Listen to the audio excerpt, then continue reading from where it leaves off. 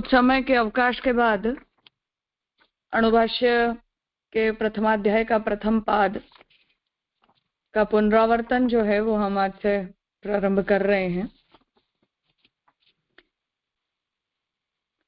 आप सभी लोगों से जैसे हमने उस प्रक्रिया के बारे में जो बात हुई थी, तो विषय का जो टेक्स्ट है उसे पढ़ना आवश्यक नहीं है, परंतु जो भी अधिकरण है उस अधिकरण का संशय वाक्य, फिर उसका पूर्व पक्ष, उत्तर पक्ष और सिद्धांत के रूप में जो उत्तर प्राप्त होता है, उस विषय का जो विवेचन है वो आप सभी से अपेक्षित है।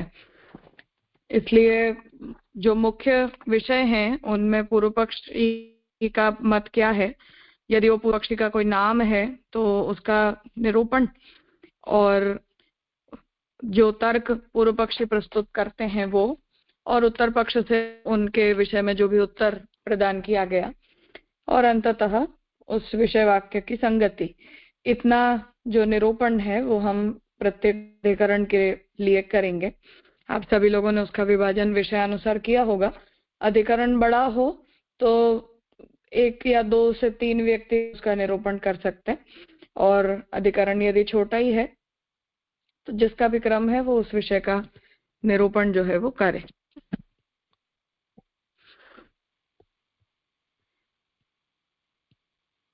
हाँ सत्यमन।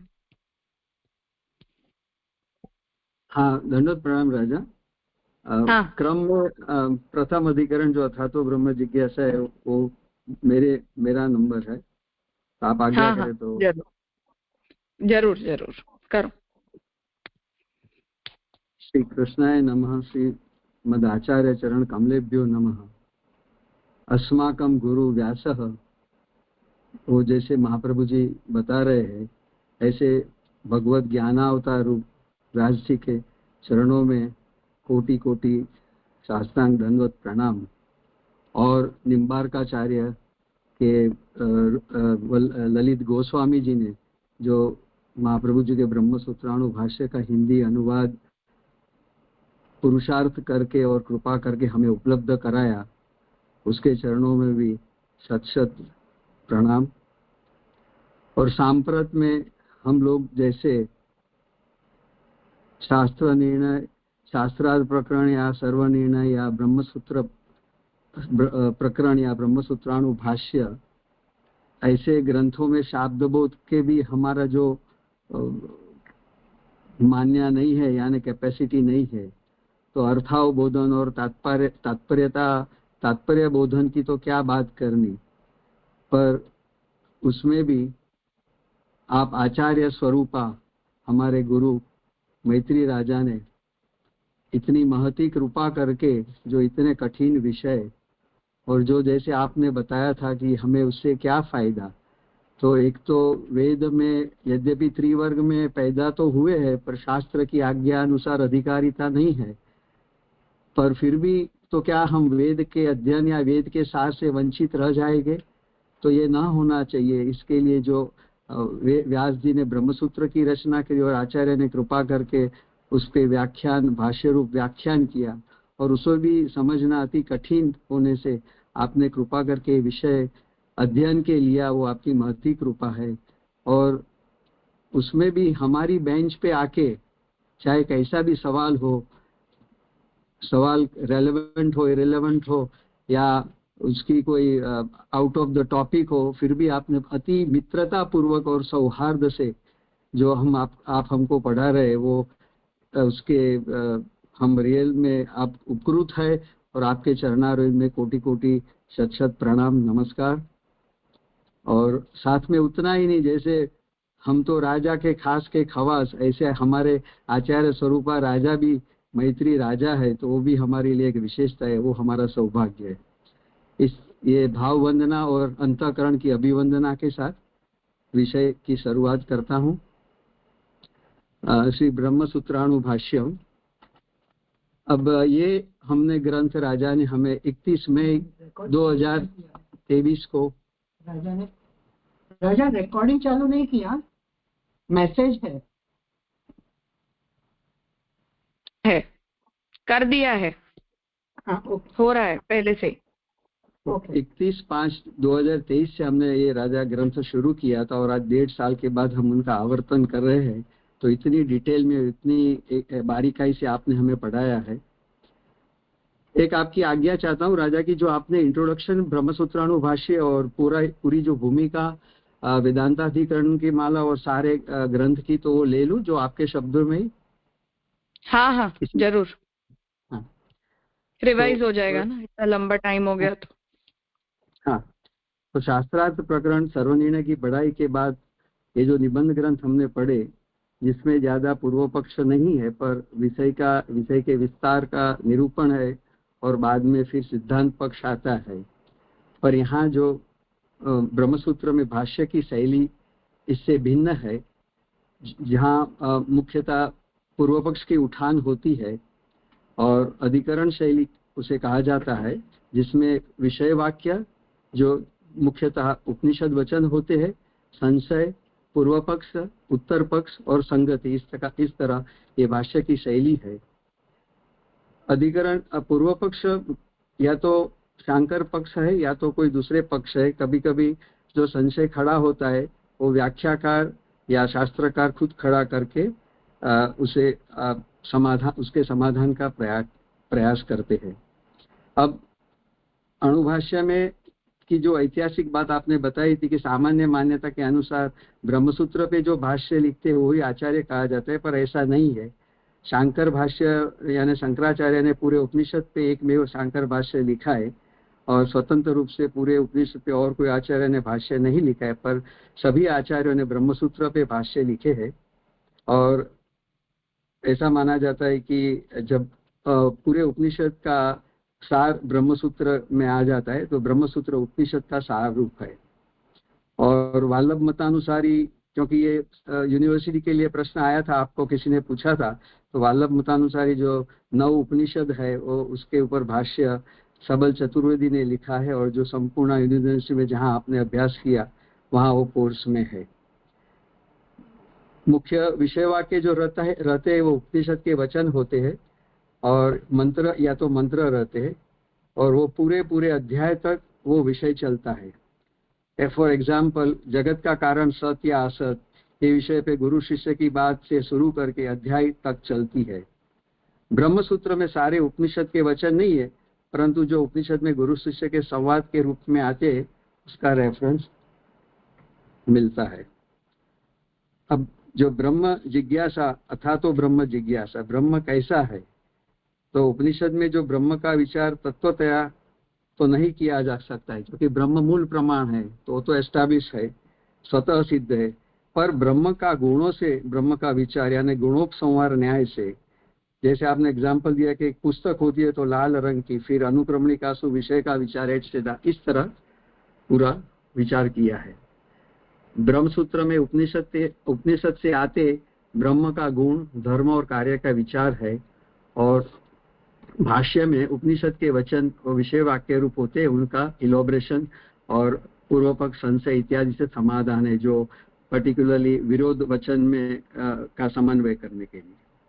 अब संशय में क्या आता है, संशय कहाँ से आता है? उसमें आपने बताया था कि उपनिषद ही खुद खड़ा करते हैं संशय, या अर्थात शास्त्र खुद संशय को उठाते हैं। और दूसरा प्रकार यह है कि संशय का प्रकार पूर्वाचार्यों से लिखे भाष्य से हमें प्राप्त होता है, यथा शैव मतावलंबी सिद्धराचार्य, रामानुज, माधवाचार्य वगैरह के भाष्य से, काश्मीर शैविज्म से भी हमें उनके भाष्य से भी इस तरह के संशय मिलते हैं। यद्यपि कृष्ण चैतन्य ने खुद कुछ सूत्र ब्रह्मसूत्र पे भाष्य नहीं लिखा है, क्योंकि वो भागवत को ही खुद उपनिषद का भाष्य कहते हैं, सेपरेटली उन्होंने नहीं लिखा है। और उनके अनुगामी और स्वरूप गोस्वामी ने तत्व संबंधी वेदांत विचार किया है, ब्रह्मसूत्र की शैली में नहीं किया है। महाप्रभु जी का जो भाष्य है कि बलदेव विद्याभूषण ने फिर बाद में जाके जो है वो ब्रह्मसूत्र के ऊपर भाष्य लिखा है, जो अब वहाँ अचिंत्य भेदाभेद मत का स्थापन करने के लिए सिद्धांत के रूप में माना जाता है, पर बहुत लेटर है। हाँ, उनके 100-125 साल के बाद, पर वो चैतन्य संप्रदाय अनुसारी भाष्य के रूप में उपलब्ध है। यद्यपि भागवत का जो भागवत संदर्भ है 6 भागों में रूप गोस्वामी का लिखा हुआ, वो फिर भी सर्वोपरि है और सिद्धांत निरूपक शास्त्र है, पर उनके संप्रदाय के तरफ से बलदेव विद्याभूषण का भाष्य उपलब्ध होता है। जी राजा, अच्छी बात बताई आपने। अब जो अणुभाष्य में तीसरे अध्याय के दूसरे पाद से गोसाई जी का व्याख्यान हमें उपलब्ध है, ऐसा श्री पुरुषोत्तम जी का मत है। जैसे सुबोधरी जी भी अधूरा, सुबोधरी जी जो अधूरी थी उसमें भी वैसे ही भाष्य के बारे में कुछ पाठ खो गया और गोसाई जी ने पूरा किया, ऐसा पुरुषोत्तम जी का मत है। भाष्य के संदर्भ में पुरुषोत्तम जी के 3 कार्य हुए। एक तो संपूर्ण प्रकाश उन्होंने भाष्य पर लिखा, फिर दूसरी जो भाष्य प्रकाशिका नाम की टीका लिखी, और वेदांताधिकरण माला, ये जो पूरे संपूर्ण ब्रह्मसूत्र का टाइटलिंग है वो वेदांताधिकरण माला में है, और जिसमें अणुभाष्य की समीक्षा केदारनाथ मिश्रा ने भी लिखी है। अब अधिकरण और अधिकरणों को मिला के पाद, पाद को मिला के विषय वाक्य, और विषय वाक्य जो उपनिषद वचन होते, और उससे जो फिर वो सूत्र वाक्य से उपनिषद वचन या विषय वाक्य आता है जो व्यास जी ने रचे हैं। अध्याय कितने सूत्रों का अधिकरण होता है? अध्याय के बाद जो अधिकरण, तो उसमें 5, 7, 10 प्रकार के सूत्र हो सकते, पर जो संशय से लेके सिद्धांत तक वही विषय चलता है जो सूत्र से हमें समझना होता है। अभी सूत्र के बारे में जो उपनिषद के किस वचन से वो अनुमान किया, वो भाष्यकार का दृष्टिकोण रहता है, और फिर संशय, पूर्व पक्ष और दूसरे व्यक्ति के विचार पे मतलब केवल वेदांत विचारक नहीं, पर जैन, शैव, शाक्त बौद्धों का भी विचार किया है। वैष्णवाचार्यों में मूल शांकर, वैष्णवाचार्यों के लिए शांकर मुख्य पूर्व पक्षी है, और शांकर के लिए बुद्ध वगैरह पूर्व पक्षी होता है। शास्त्रार्थ प्रकरण के ब्रह्म प्रकरण में और सर्वनिर्णय के प्रमेय प्रकरण में महाप्रभु जी ने जो संक्षेप में कहा है वो विस्तार में महाप्रभु जी ने हमें भाष्य में समझाया है। और वहाँ महाप्रभु जी ने भूमिका में पूज्य जे ने हमें समझाया है कि ब्रह्मवाद में 9 वादों का जो स्थापन महाप्रभु जी ने स्वमुख से किया है, उसमें ब्रह्मवाद, अभिन्न निमित्तोपादान कारणता, आविर्भाव तिरोभाववाद, सत्कार्यतावाद, सत्कारणता, अविकृत परिणामवाद, कार्य लक्षण तादात्म्यवाद, कार्य कारण तादात्म्यवाद, अंशी अंश तादात्म्यवाद, लीलार्थ सृष्टिवाद और साकार ब्रह्मवाद। वहाँ साकार ब्रह्मवाद में प्रश्न हुआ था कि ब्रह्मवाद और साकार ब्रह्मवाद में क्या डिफरेंस है, तो आपने बताया था कि ब्रह्मवाद जो है उत्पत्ति, स्थिति, प्रलय के उपलक्ष्य में बात बताता है, और साकार ब्रह्मवाद में मुख्यतः कृष्ण जो पूर्ण पुरुषोत्तम साकार ब्रह्म है और ब्रह्म की बात आती है। इस तरह के प्रश्न के संदर्भ में आपने बताया था। उत्तर पक्ष में पूर्व पक्ष का खंडन होता है, पर जरूरी नहीं कि सिद्धांत ही कहा जाए। और भाष्य में मुख्यतः तर्क की भाषा, वाद की प्रक्रिया होती है। कहीं कहीं सिद्धांत पक्ष की ओर से भी खंडन होता है, और कहीं कहीं दूसरे पक्ष की ओर से भी खंडन होता है, जैसे कि रामानुज, माध्व वगैरह के मत के अनुसार। अब वेदांताधिकरण माला में जो स्ट्रक्चर है वो बहुत मुख्य है, क्योंकि बहुत इंपॉर्टेंट प्रेजेंटेशन समझना है, क्योंकि सूत्रों की टाइटलिंग आचार्य पुरुषोत्तम जी ने करी है, और इस तरह वेदांताधिकरण माला हमारे लिए बहुत उपयोगी समझने में हो जाता है।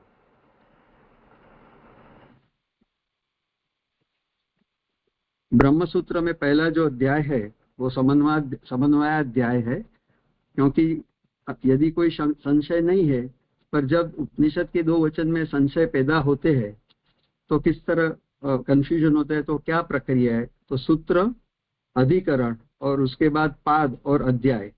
तो पूर्व के अर्थ से सूत्र का अर्थ समझना है, अर्थात उत्तरोत्तर निर्बल और पूर्व बलिष्ठ। जैसे हम भागवत जी में शास्त्रार्थ हमेशा बलिष्ठ समझते हैं, इस तरह। और जब 2 वेदांत वाक्यों में विरुद्धता से भी संशय हो सकता है, और जब पूर्व पक्ष शंकराचार्य आते हैं तो वो श्रुति के वचनों में 2 विभाग कर देते हैं अलग अलग, कि सगुण ब्रह्म निरूपक जो जगत निरूपक होती है, और निर्गुण ब्रह्म। तो वहाँ इस तरह जो संशय और संदेह पैदा होते हैं, तो उसमें सूत्र से लेके अधिकरण, पाद और अध्याय में क्या प्रक्रिया है ये हमें आपने बताई थी। ब्रह्म सूत्र जो उपनिषद का कंक्लूजन है और उपनिषद की जो ब्रह्म विद्या समझने में हमें बहुत उपयोगी है, क्योंकि उपनिषद के सारे विषयों का संकलन ब्रह्म सूत्र में सूत्रकार ने किया है। अब ज्ञान मार्गीय के लिए पूरे वेदांत का एक एक अक्षर मननीय होता है, और यहाँ जो सूत्र, पाद और अध्याय की बात आई तो आपने समझाया था कि पाद मीन्स पहले 1-1-1, तो उसमें पहले जो सूत्र आएगा, बाद में पाद और उसके बाद अध्याय, इस तरह समझना है। पाद यानी सब चैप्टराइजेशन। अधिकरण में आचार्यों में डिफरेंस मत भी होता है, यानी अधिकरण के नोमेनक्लेचर में, ऐसा मैं समझता हूँ। शांकर गौणार्थ को नहीं मानते, गौणार्थ का विचार नहीं करते, पर शास्त्र वचनों में अभिता और लक्षणा से ही विचार किया जाता है, ऐसा उनका मत है। पर महाप्रभु जी सिर्फ अभिधा से ही विचार करते हैं। भाष्य विचार के जो 5 अंगों में हमें हर अधिकरण में मिले ऐसा नहीं होता है, क्योंकि अगले पिछली आर्ग्यूमेंट्स हमें समझना होता है कि कौन सा विषय है, क्या संशय हुआ और किस तरह उसको चर्चा को यानी दिशा मिली, उस तरह उसे हु से समझना होता है। ये आपने एक बताया था। अब वेदांताधिकरण माला में पुरुषोत्तम जी, तो ये इतनी इंट्रोडक्शन और भूमिका के बाद आपने वेदांताधिकरण माला के बारे में बताया था कि विषय का जो विमर्श और मंगलाचरण करके पुरुषोत्तम जी भाष्य के मीन्स प्रकाश टीका के पहले उन्होंने ये प्रकाश टीका के भूमिका के रूप में ये वेदांताधिकरण माला लिखी थी। जैसे सर्वनिर्णय में प्रमाण प्रकरण में नाम प्रपंच और जो बताया, और नाम प्रपंच रूप जो ब्रह्म है, तो मोहित जीव को मुक्त कराने के लिए एक नाम प्रपंच का प्राकट्य है, जो पूर्व कांड में क्रिया रूप ब्रह्म का से ज्ञात होता है और उत्तर कांड में ज्ञेय रूप ब्रह्म से बात आती है। और जो उनकी शैली है वो स्वरूप, साधन, फल और मतांतर एंड टाइटलिंग, इस तरह वेदांताधिकरण माला की शैली में टाइटलिंग बताया। स्वरूप, साधन, फल, मतांतर और टाइटलिंग, ये 4 प्रकार से। जो 4 अध्याय है उनका प्रथम जो अध्याय है वो समन्वयाध्याय है, द्वितीय अध्याय अविरोधाध्याय है, तृतीय साधनाध्याय और चतुर्थ फलाध्याय है। जितने भी वेदांत वाक्य है उनका समन्वय ब्रह्म में ही होता है, यथा भागवत के सभी वाक्य जो कृष्ण निरूपक है। अब समन्वयाध्याय में ब्रह्म के स्वरूप को परिभाषित करने में ब्रह्म स्वयं प्रमाण रूप है, ये बात आ रही है। और सारे वेदांत वाक्य ब्रह्म निश्चयक है, जो सर्वनिर्णय में भी प्रमाण प्रकरण में महाप्रभु जी ने हमें बताया। और वेद के अर्थ है, यानी वेद के अर्थ का निश्चय वेदांत विचार के अधीन ही है। महाप्रभु जी कहते कि पूर्वकांड एंड उत्तरकांड से दोनों मिलकर ब्रह्म का निरूपण समझना है, क्योंकि पूर्वकांड में जो तत्व रूप है, पूर्वकांड का तत्व उत्तर रूप में हमें मिलता है। सारे वेद में ब्रह्म ही प्रमाण है, यही प्रतिपादन किया जा रहा है। और ब्रह्म के स्वरूप के विचार के लिए वेद और वेदांत के सभी वाक्य की संगति ब्रह्म परक है, तभी वेदांत विचार यथार्थतया हो सकता है। इस तरह संगति पुरुषोत्तम जी ने बिठाई है कि प्रमाण, प्रमेय, साधन, फल सारे 4 अध्याय में एक वाक्य था। आगे हम देखेंगे कि 3 प्रकार से जो संगति आती है, कैटेगराइजेशन आता है। तो और द्वितीय अध्याय में जो ब्रह्म, प्रथम अध्याय में हमने देखा कि वो ब्रह्म के स्वरूप को परिभाषित करते हैं, जहाँ ब्रह्म ही स्वयं प्रमाण रूप है। अब जब स्वयं प्रमाण रूप है तो उनकी तत्वतः उनका कोई संदेह तो नहीं है, पर उसके कार्य के बारे में हमें जिज्ञासा विचार करना चाहिए।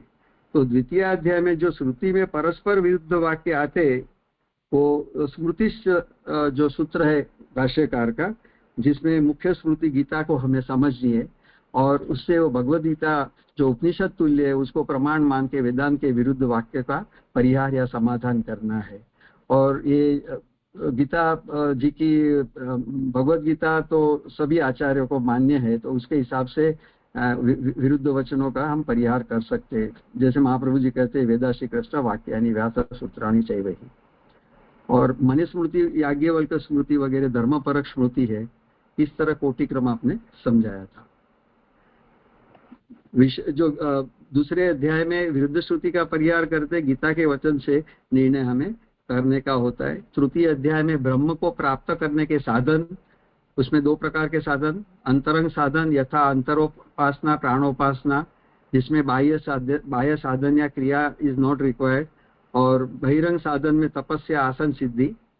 उपदेश का निर्देश सबका निश्चय ब्रह्म में यही है। जो सारे तो साधन में भी उपदेश का जो निर्देश है, जो और तात्पर्य है, वो सबका निश्चय ब्रह्म में ही समझना है, चाहे मुख्य साधन, उपसाधन, अंगरूप साधन हो, जो भी हो। चतुर्थ अध्याय में फल, ब्रह्म ही स्वयं फल कैसे प्राप्त होता है, ये पूरे ब्रह्म सूत्र का शास्त्रार्थ है। जैसे भागवत जी का शास्त्रार्थ हम समझते हैं आनंद रूप हरि की आनंद रूप लीला, इसी तरह ब्रह्म सूत्र का शास्त्रार्थ ब्रह्म ही स्वयं फल रूप है। अब ये चारों अध्याय से ब्रह्म सूत्र का शास्त्र, चारों अध्याय में ब्रह्म सूत्र का शास्त्रार्थ संग्रह है।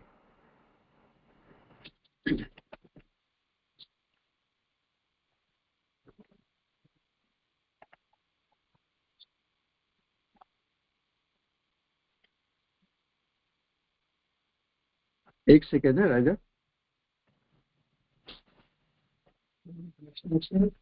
हाँ हाँ आराम से।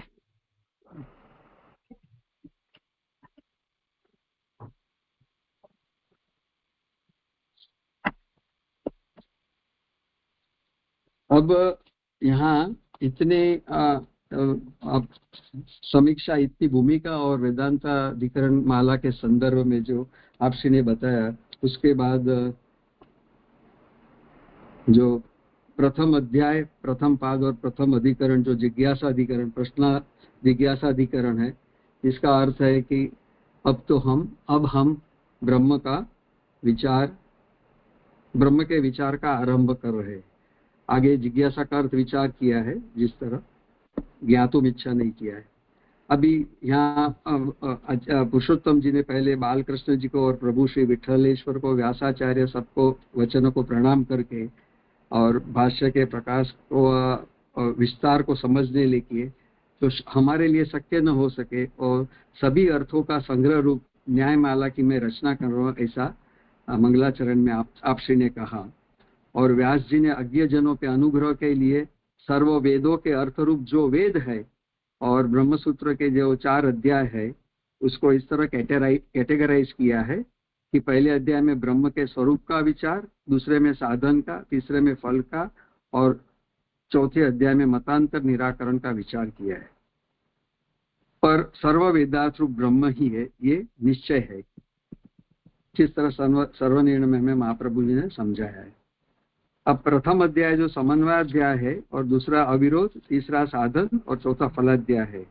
पर सर्वेशाम जो वचन है, यानी वेदांत वाक्यों का समन्वय ब्रह्म में होता है, यथा भागवत का प्रत्येक वाक्य कृष्ण निरूपक है। वेद के अर्थ का निश्चय वेदांत विचार के अधीन ही है, क्योंकि महाप्रभु जिस तरह कहते हैं कि पूर्व और उत्तरकांड मिलके ही ब्रह्म के स्वरूप का हमें निर्णय समझना है। पूर्व कांड में क्रियारूप तत्व है और उत्तरकांड में तत्व रूप ब्रह्म का विचार है, और ब्रह्म ही मूल प्रमाण है।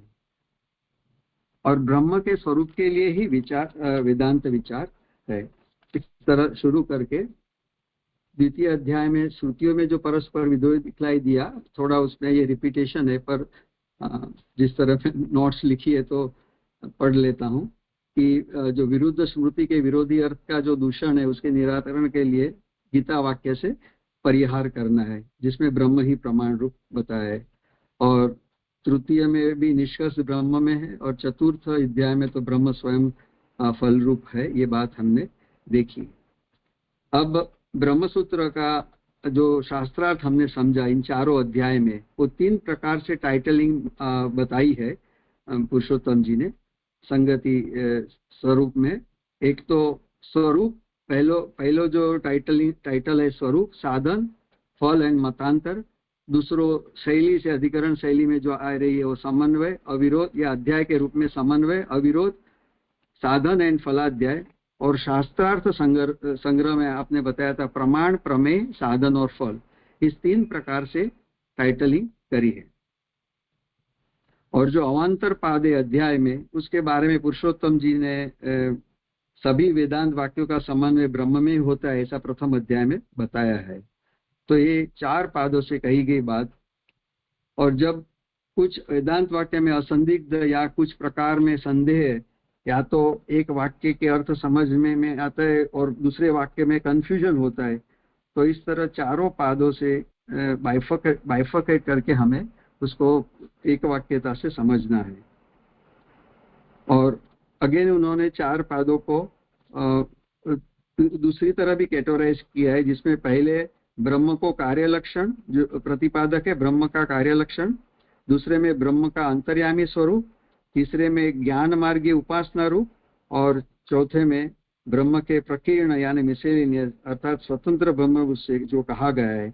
इस प्रकार 4 पाद से कहा गया है।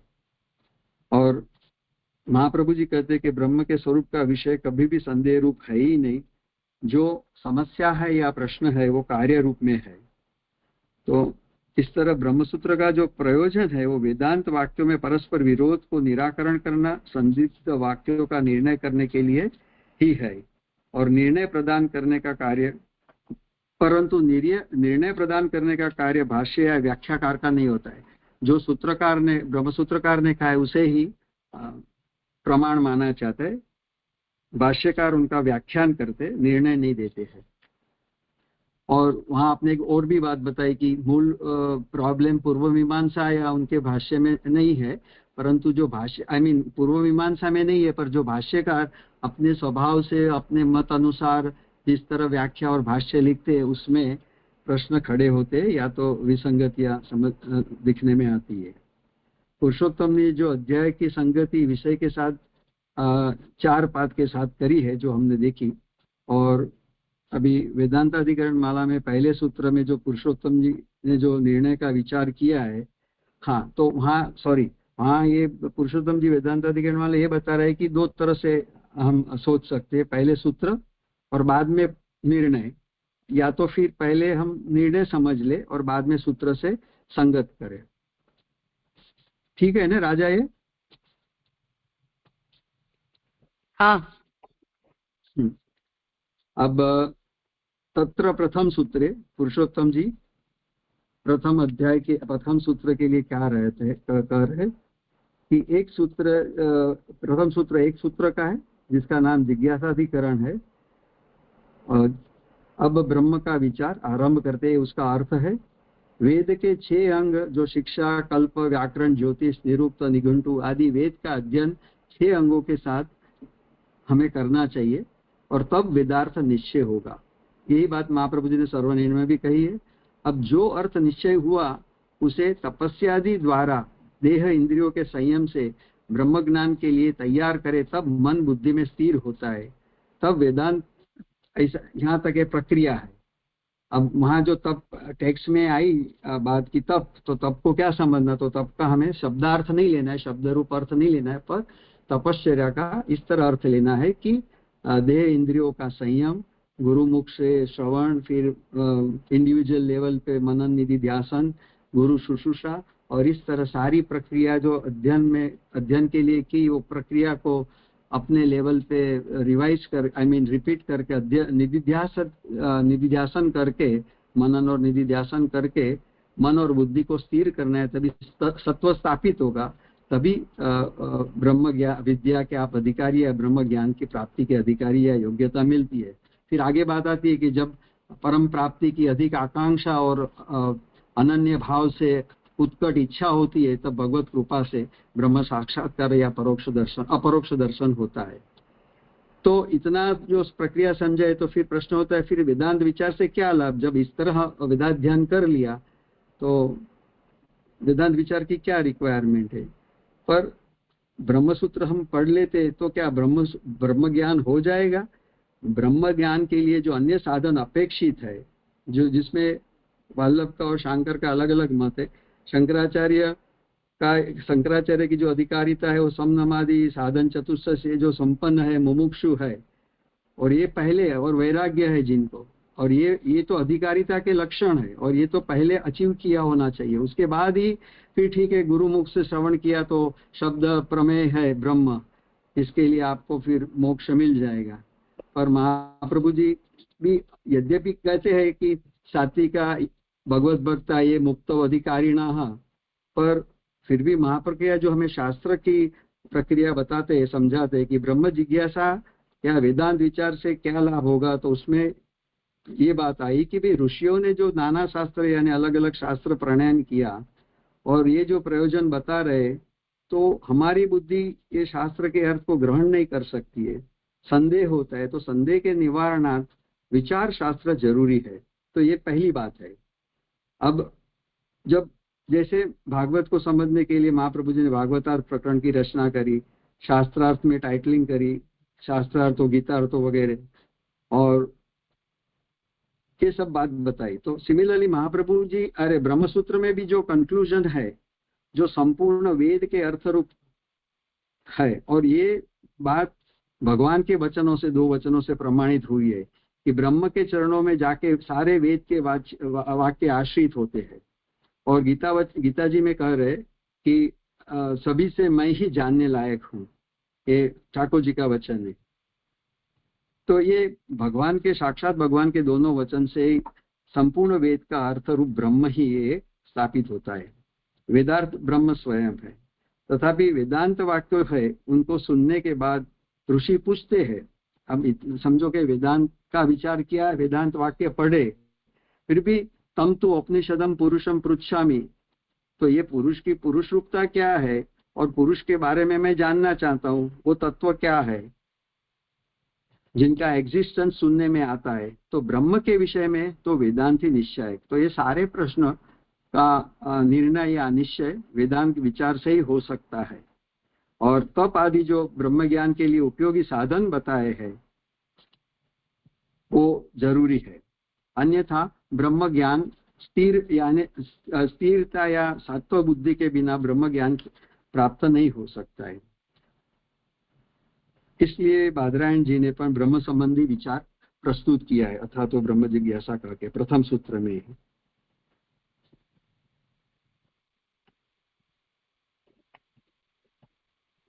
अभी ब्रह्मसूत्र को संपन्न होने पर अधिकरण के जो विषय बनते हैं वो अनुबंध चतुष्टय की बात आती है। तो सारे जैसे हम हमेशा ग्रंथ के बारे में अनुबंध चतुष्टय से विचार करते, तो यहाँ ब्रह्मसूत्र में अधिकारी कौन है, तो अनुबंध चतुष्टय में 4 विषय आते हैं, अधिकारी, विषय, संबंध और प्रयोजन। तो यहाँ अधिकारी कौन है, तो ब्रह्म को जो जिसको जानने की इच्छा है वो जिज्ञासा। जैसे ऋषि ने पूछा तम तु उपनिषदम पुरुषम पृच्छामि, तो ऐसी जिज्ञासा जिनको है ब्रह्म को जानने की, वो अथा तो ब्रह्म जिज्ञासा में जैसे बता रहे। विषय क्या है, तो ब्रह्म का निरूपण है, और जो ये ब्रह्म तत्व को कैसे पाना, तो वो हमें, या कैसे समझना उनके स्वरूप को, वो हमें ब्रह्मसूत्र बता रहा है। तो ब्रह्मसूत्र विषयी है।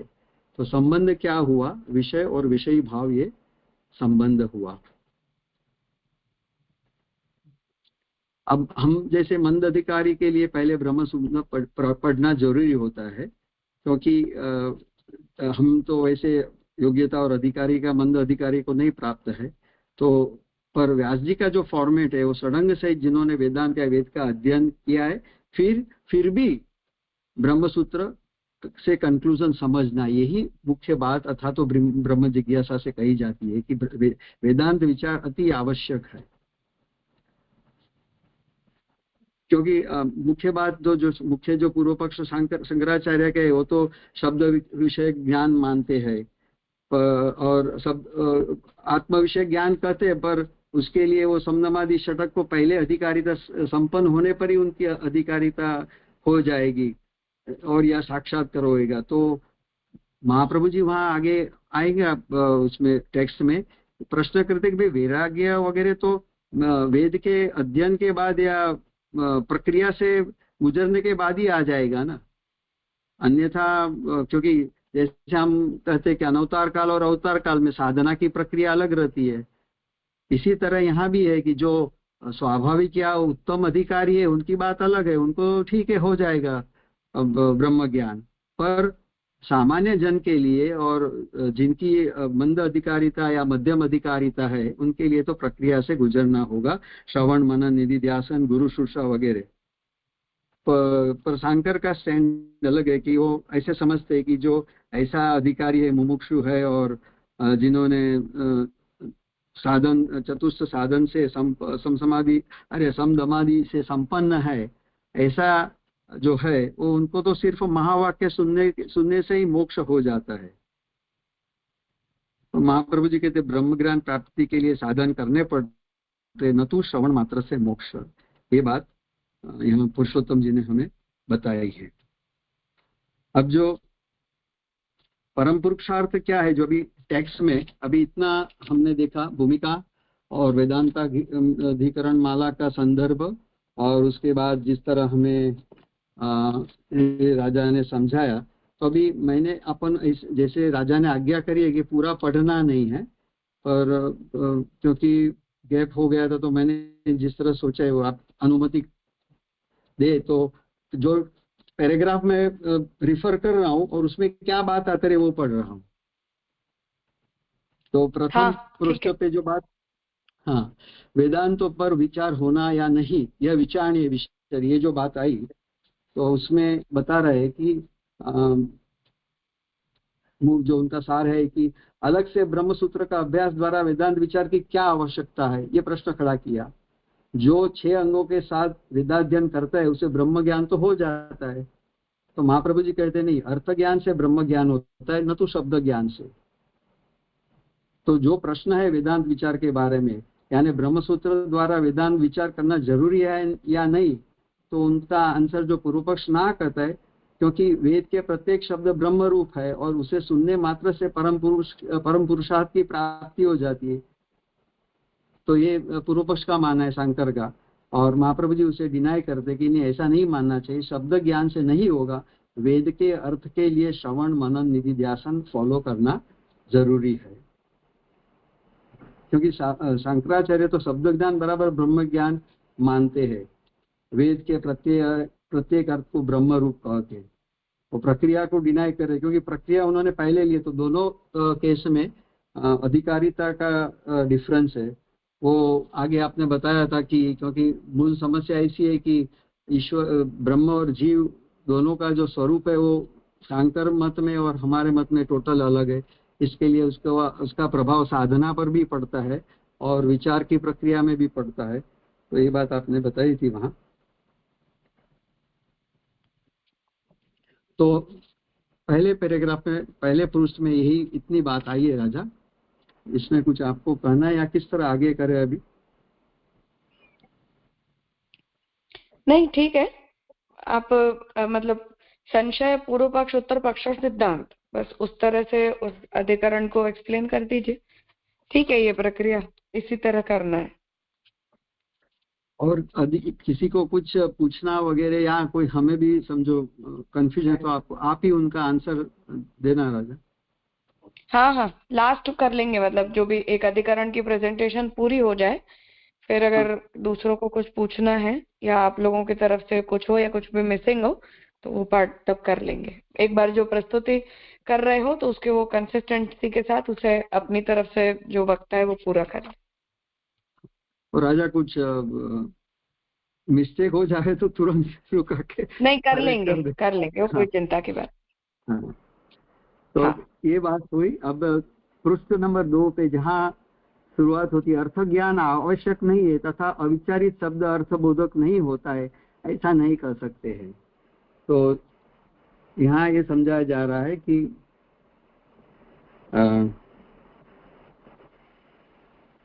मोरलेस वही कि अर्थ ज्ञान की जो आवश्यकता को नकारते हैं शंकर मत में, और वहाँ महाप्रभु जी उन्होंने किया है कि नहीं, ऐसा नहीं होता है। वैदिक ऋचाओं को गा कर की और शीघ्रता से वगैरह, वहाँ भी वो फॉल्ट जो होता है ना, तो वो सब बाधक नियम है।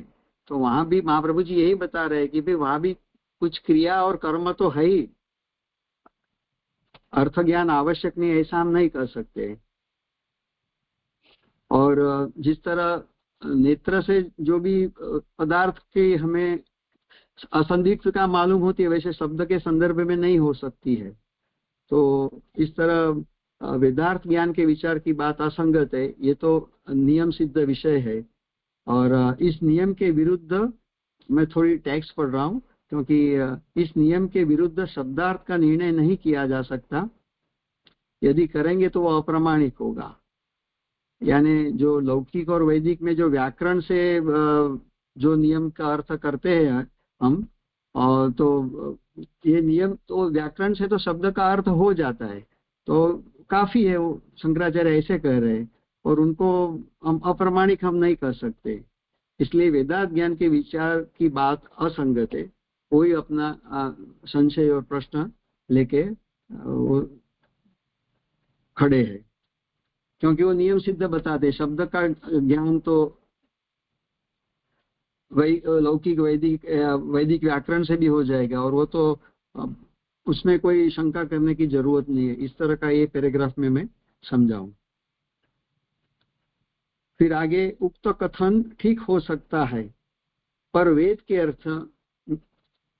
के अर्थ ज्ञान मात्र के लिए विचार भले ही न किया जाए, किंतु ब्रह्म ज्ञान के लिए तो विचार आवश्यक है। यहाँ महाप्रभु जी उनको कह रहे कि भाई ठीक है, चलो आप कहते कि इस तरह शब्द का अर्थ ज्ञान हुआ तो उसको मान ले, पर मानो अर्थ जान लिए तो क्या देहात्म शिथिल हुआ?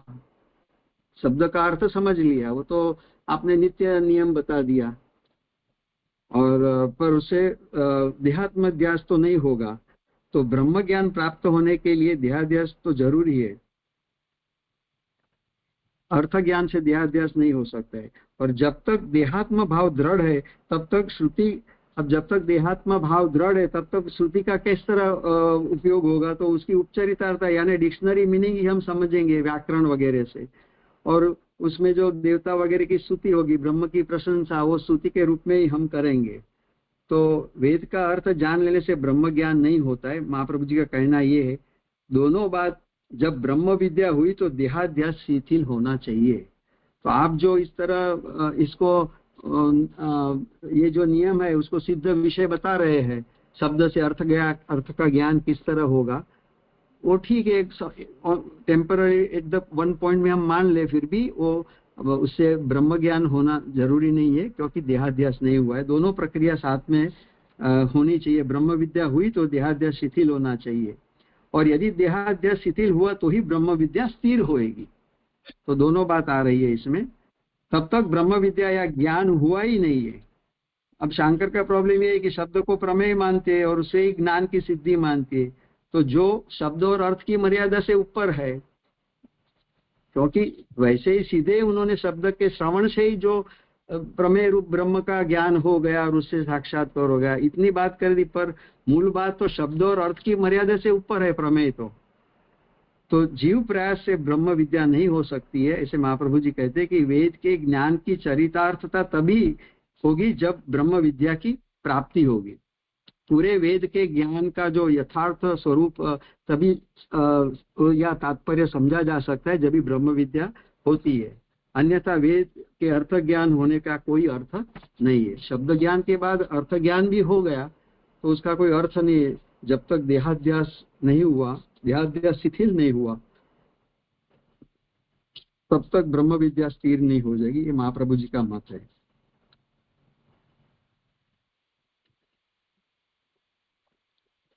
जैसे आपने वहां समझाया था, क्योंकि आप पढ़ाते पढ़ाते महाप्रभु जी ने अपने अन्य ग्रंथों में क्या कहा उसकी भी कॉरोलरी समझाते थे, और हमें भी ये समझाते थे कि अपन ने शास्त्रार्थ और सर्वने का आपने जो हमें अध्ययन कराया उससे वहाँ किस तरह संगति वहां से संबंधित है कि महाप्रभु जी कहाँ इस तरह ये बात कहाँ षोडश ग्रंथ में सर्वने शास्त्रार्थ में करते हैं। तो वहां आपने कहा था कि यही बात महाप्रभु जी जो समझा रहे वही बात समझाने के लिए आपने कहा था कि हमने सर्वनिर्णय पढ़ लिया, शास्त्रार्थ या षोडश ग्रंथ पढ़ लिया तो क्या हमें भक्ति की प्राप्ति हो गई?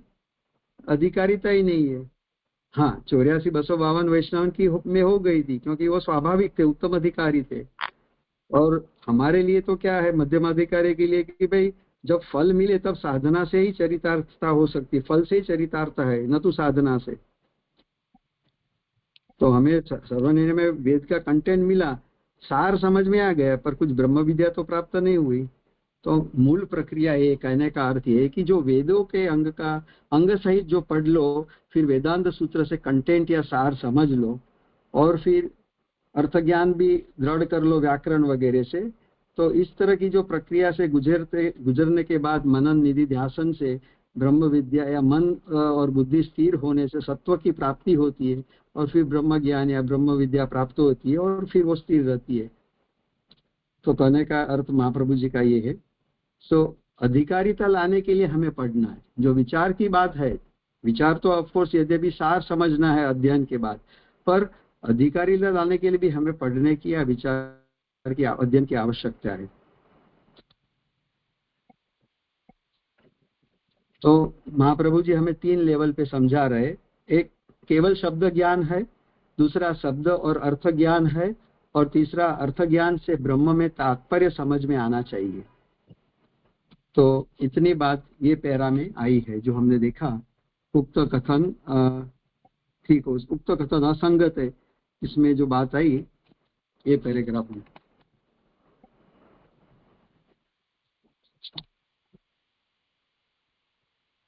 हाँ, पहले के पैराग्राफ में, सॉरी। अभी जो ये पृष्ठ नंबर 2 पे ही जो ये पैराग्राफ दूसरा है, उक्त कथन असंगत है क्योंकि वेद का अर्थ अलौकिक होता है, युक्ति द्वारा उसका प्रतिपादन नहीं हो सकता, तब द्वारा परमात्मा की कृपा द्वारा होने पर ही वैदिक अर्थ की प्रतीति हो सकती है। तो ये वापिस यहाँ पूर्व पक्ष में ये बात कर रहे हैं कि भाई ये आपकी बात असंगत लगती है। क्यों? को वेद के हर शब्दों का अर्थ तो हमें व्याकरण निघंटु वगैरह से मिल जाता है, जान लिए, फिर तात्पर्य की क्या जरूरत है? तात्पर्य हमें कौन बताएगा? तो तात्पर्य तो बुद्धि से ही आएगा, पर हमारी बुद्धि से अर्थ तात्पर्य अर्थ रिलायबल है या नहीं, क्योंकि वेद के अर्थ तो अलौकिक है। और जो जिस तरह बुद्ध भी कहते हैं कि भाई वस्तु जैसे होती है, ये बुद्धि से स्वतंत्रतया निर्णय करने के संदर्भ की बात है। वहां बुद्ध का आपने एग्जाम्पल दिया था कि वस्तु जैसे होती है वैसे ही होती है। शब्द और अर्थ से जो हमें ज्ञान होता है वो तो संयोजन मिश्रित काल्पनिक ज्ञान होता है, और शांकरसेन भी यही बुद्ध से ही आता है। तो कहने का अर्थ है कि बुद्ध ये कहता है कि दुनिया में कोई भी वस्तु का आकार, गुण, रूप या अनुमापक जो भी फैक्टर है वो वस्तु को परिभाषित नहीं कर सकते हैं। और जब हम अपनी बुद्धि की युक्ति तर्क से वो जुड़ जाते हैं और अपनी बुद्धि की अवस्था के कारण हम एनालिसिस करने के लिए लायक नहीं रह जाते, तो हमारी बुद्धि तो प्रमाण रूप है ही नहीं। तो वेदार्थ के तात्पर्यता का हम हमारी बुद्धि से कैसे निर्णय कर सकते हैं? और वो यदि करेंगे तो झूठ संयोजित और मिश्रित ही हो जाते हैं। पर शंकर का यह प्रॉब्लम है कि वेद के अर्थ में वो लक्षणा भी मान्य करते हैं, जिसको महाप्रभु जी डिनाई करते हैं। जो यहाँ उन्होंने ये पैराग्राफ में जो वचन आया कि वे आत्मघाती चोर कौन है, कौन सा जघन्य पाप नहीं करते, तो ये जो श्रुति का वचन है, तो उससे आत्मघाती का क्या संदर्भ है? तो आपने समझाया था कि जो ब्रह्म को गलत या नहीं समझता है, जैसे जे हमको समझा था कि जो अपने ब्रह्म को नहीं स्वीकारता है वो अपने आप को ही डिनाई कर रहा है। तो इसी तरह आपने यहाँ आत्मघाती के संदर्भ में समझाया था कि ब्रह्म को जो गलत समझता है या नहीं समझता है, तो वो अपने आप को खुद गलत समझता है या नहीं समझता है, तो वो आत्मघाती हो गया। तो ये बात फिर वहां उन्होंने कही कि और जैसे अपने लक्षणा के संदर्भ में बताया था कि जो ऑफन शंकराचार्य लक्षणा से और अर्थ करते हैं, और तो लक्षणा में तो स्वतंत्र बुद्धि का प्रयोग होता है। जैसे गंगायाम घोष ऐसा एक वचन आ गया, तो लक्षणा से गंगाया तटे घोष, इस तरह वेद के अर्थ में जो शब्दों की भाग त्याग लक्षणा से शंकराचार्य जो निर्णय करते या निष्पन्न करते, तो लौकिक अर्थों के लिए ठीक है, पर महाप्रभु जी कहते लक्षण हम वैदिक अर्थ में नहीं कर सकते। और दूसरा प्रॉब्लम शंकराचार्य का ये भी है कि वेद के जो वाक्यों को 2 कैटेगरी में डिवाइड कर रहे हैं।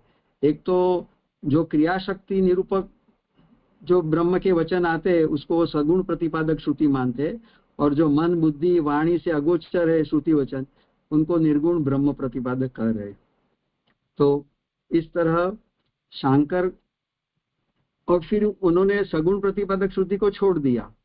महाप्रभु जी कह रहे हैं कि दोनों वेद के विरुद्ध वाक्यों को इक्वल वेटेज देना होगा, चाहे विरुद्ध क्यों न हो, चाहे असमंजस क्यों न हो, परंतु वेद के दोनों विरुद्ध वाक्यों को इक्वल वेट से हमें समन्वय करना होगा।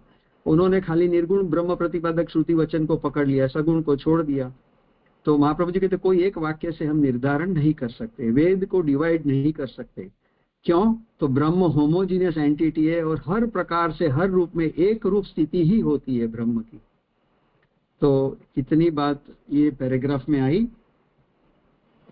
अब पेज नंबर 3 पे जो पैराग्राफ अपना है, इसलिए उपनिषदों में वैदिक उपाख्यानों की समझ में न आने और भ्रामक अर्थों की प्रतीति होने के कारण तप पर बल दिया गया है।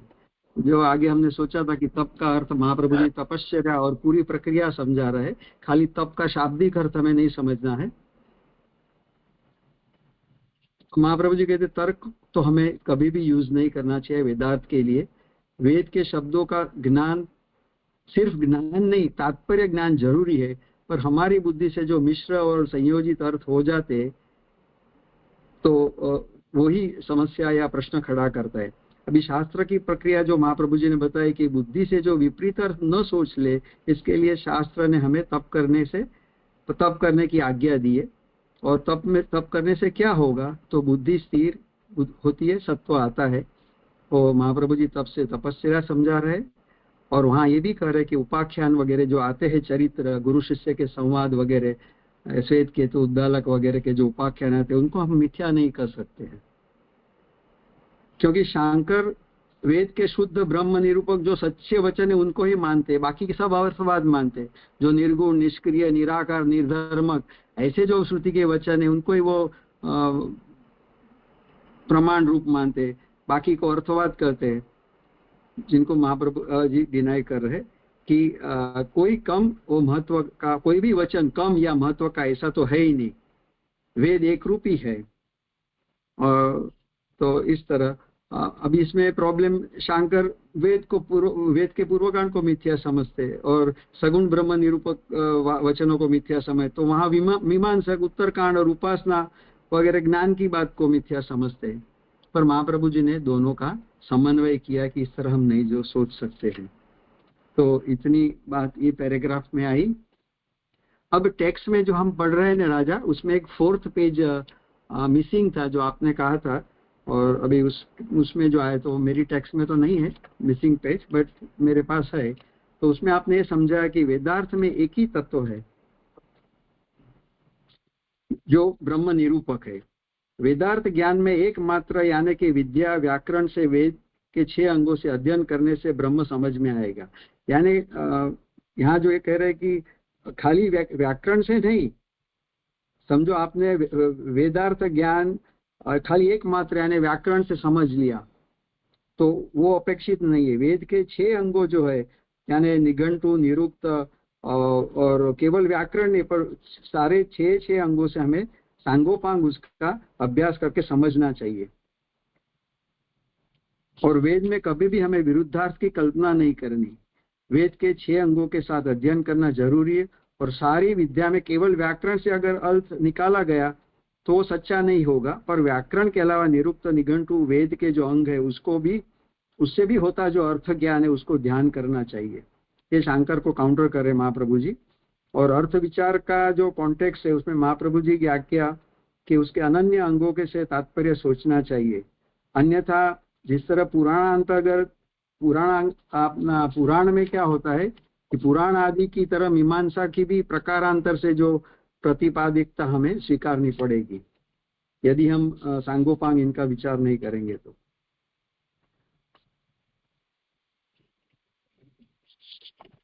अब जो तम तो उपनिषदम पृच्छामि, वो जो वहां फिर अब इतनी बात के बाद फिर शंकर पूर्व मीमांसा नहीं स्वीकारते हैं, क्योंकि वहां से सिर्फ चित्त शुद्धि होएगी।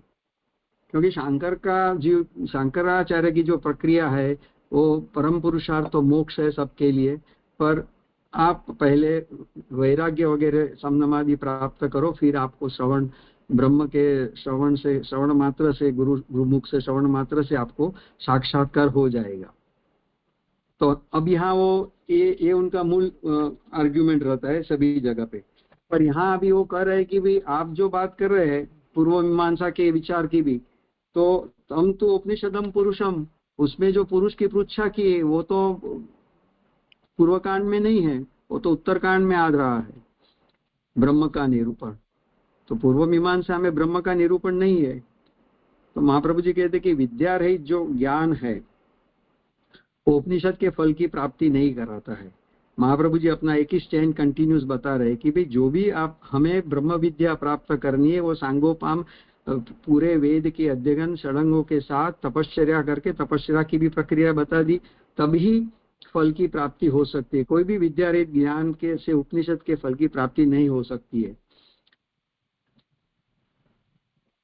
इसके लिए जो आगे बात है तम तु पुरुषम उपनिषदम पुरुषम पुच्छामि, उसमें ये ब्रह्म विचार आरंभणीय नहीं है। वो वहां पूर्व पक्ष लेके बैठ गए कि भाई वो तो उत्तर मीमांसा, ब्रह्म की बात तो उत्तर मीमांसा में आ रही, तो धर्म संबंधी विचार प्राप्त हो जाता है और विद्या प्राप्त करके चित्त शुद्धि, बस वहां वो एंड हो जाते हैं, उतना फर्क। पर महाप्रभु जी समझा रहे कि भाई रूप प्रपंच से मुक्त कराने के लिए नाम प्रपंच प्रकट हुआ है और हर जीव को वेदों का अर्थ समझ में नहीं आता है, तो चित्त शुद्धि के बाद ही ज्ञान की योग्यता, ज्ञान के फल को प्राप्त करने की योग्यता आती है और चित्त शुद्धि कर्म से हो गई। देयरफॉर धर्म मीमांसा को हम निराकृत नहीं कर सकते। वेद के शब्द को उनका अर्थ, मीन्स पूर्व पक्ष कहता है कि वेद के शब्द से उनका अर्थ तो हो ही जाता है, फिर अन्य विचार मीमांसा की जरूरत नहीं है। तो इतना समझाने के बाद ही वापिस वो अपना अलग अलग तरीके से युक्ति प्रयुक्ति से चर्चा बढ़ा रहे हैं। फिर अन्य विचार मीमांसा की जरूरत नहीं है, अर्थ विचार से आगे बढ़ के वेद विचार की क्या आवश्यकता है। अर्थ ज्ञान हो गया तो ठीक है, उसे ब्रह्म ज्ञान हो जाएगा। वेद विचार की आवश्यकता नहीं है, मीमांसा की भी आवश्यकता नहीं है।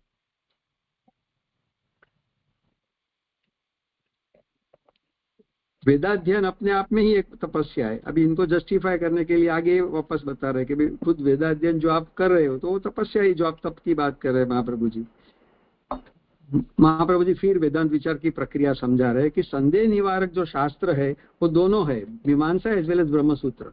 हमें बुद्धि दोष यदि संदिग्ध जो लगते हैं और व्याकरण आदि से भी वेदांत का जो अर्थ ज्ञान जानने में ब्रह्मसूत्र की आवश्यकता नहीं है, वो गलत बात है आपकी, क्योंकि ब्रह्मसूत्र ही अर्थ समझना जरूरी, अन्यथा हम भटक जाएंगे। तो वेद का पाठ एक परंपरा है जो श्रौत परंपरा से हमें प्राप्त है। गुरुमुख से अर्थ समझना, मंद बुद्धि को गुरुमुख के श्रवण के बाद भी संदिग्धता लगती है तो विरुद्ध वचन से कंफ्यूजन होता है। इसके लिए शब्द से अर्थ समझना, अर्थ से तात्पर्य अंगों सहित समझना, और फिर जो भी संदेह होता है, यदि संदेह कर्म संबंधी है तो रिफर टू पूर्व मीमांसा, और यदि संदेह उत्तर मीमांसा तो फिर, और जो संदेह है बाकी रहता है तो उत्तर मीमांसा से उसका निर्णय किया जाता है। कर्म संबंधी पूर्व मीमांसा से, और तत्व संबंधी कुछ भी हमें संदेह है तो उत्तर मीमांसा से हमें निर्णय समझना है। इस तरह ये बात, सिमिलर बात महाप्रभु ने सर्वनिर्णय में श्रुति प्रकरण में अंतिम श्लोक में समझाई थी, ऐसा आपने बताया था। आज यहाँ समय पूरा हुआ है तो थोड़ा आगे, क्योंकि आपका हरिराय दूसरा। हाँ, आगे का कल ही करेंगे, फिर आगे का ग्रंथ लेना है। इसमें कुछ त्रुटि वगैरह तो राजा बता दो तो कल करेक्ट कर सके। नहीं, सही है, हमें करना इसी तरह से है।